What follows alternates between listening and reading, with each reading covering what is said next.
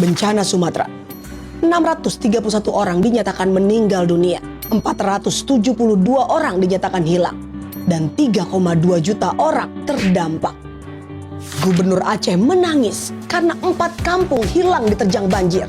Malam itu 4 kampung juga kita entah kemana. Dan Malaysia sampai mengirim bantuan ke Indonesia berupa obat-obatan dan dokter senilai 1 juta ringgit.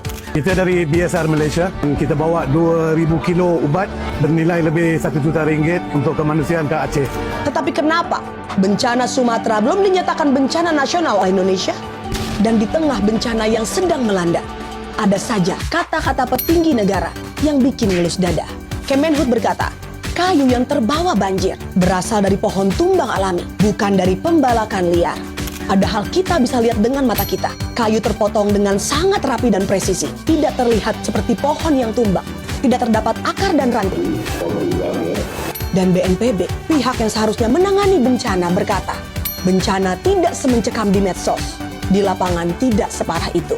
Walaupun akhirnya ditutup dengan permintaan maaf. Kemarin kelihatannya mencekam ya, karena kan berseliweran di media sosial, nggak bisa mengira sebesar ini. Mohon maaf Pak Bupati. Bencana yang terjadi di Sumatera diakibatkan karena banyak hutan yang alih fungsi menjadi perkebunan sawit. Kita bisa lihat di satelit, banyak hutan Sumatera yang sudah gundul digantikan menjadi perkebunan sawit. Maraknya alih fungsi hutan menjadi perkebunan sawit dianggap bukan deforestasi, karena pohon dan sawit sama-sama pohon.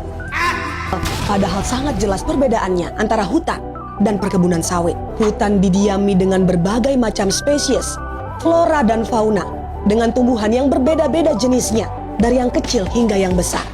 Pohon di hutan memiliki akar tunggang yang mencangkram hingga ke bumi, sedangkan akar sawit adalah akar serabut yang tidak bisa menjadi penahan air dan penahan tanah. Akibatnya saat hujan deras datang, tanah mudah runtuh dan longsor, air meluap, dan desa-desa yang berada di hilir sungai